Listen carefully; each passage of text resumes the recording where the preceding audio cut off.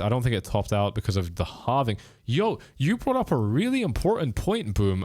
This is actually a really, really big deal. Let me run this for you guys for a second because nobody's actually talking about this. Could someone in the live chat remind me where the halving was? Because I actually forgot the exact date, but if I'm not mistaken, it was April of this year. So let's go ahead and put down a vertical line, basically like April, I think it was like April 19, something like that. That's April 16.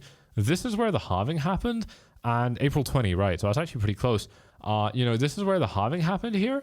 And I mean, the halving price action has been so typical in this current market here compared to what we've seen before. I actually had this on a different chart. I wonder if I can find this really. There it is. It's actually on here already. This might be the halvings. I'm not sure. I'm not sure if these are. No, these are clearly not the halvings because these are not 4-year cycles here. But, we did see a lot of the time on our previous charts that when we have halvings for Bitcoin, Bitcoin actually kind of just hangs out and trades sideways before the halving and after the halving. And there's actually usually a dip as well, either before or after the halving, and then the market really kind of moves up. So if we're looking at a longer term halving argument, which like obviously everybody's forgotten, which is the unequivocal proof that you have now in front of you again, that these fucking news events don't matter, right? The only thing that matters in these markets are psychology.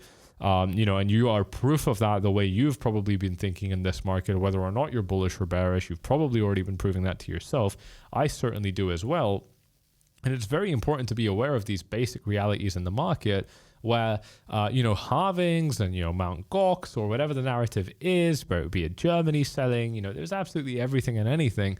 These are all narratives that, just like any other kind of element in the news, stick around for a couple of days and then everybody forgets them, right? And sometimes they stick around for a bit more, like the halving, but the halving is completely forgotten by now. I mean, Boom Select in the live chat mentioned that we've got, a very typical kind of bit of price action for the Bitcoin halving that we've pulled off before. And I completely agree with you, but nobody is actually thinking about it that way. Caro is saying Germany's selling has zero impact. And I don't know about zero, but I'm inclined to generally agree with you. I think that it's generally just not that big of a deal. There have been huge amounts of OTC selling that have happened for various different reasons all throughout Bitcoin's history, and it hasn't really been a particularly big deal. But this thing about the halving, I think, just makes so much sense because we do typically see either a drop or just sideways before and after the halving, or it's like some element of that, but basically not instantly bullish.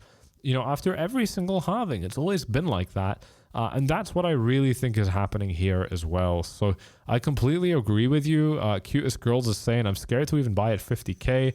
What if it gets to 50K and then slips into bear market?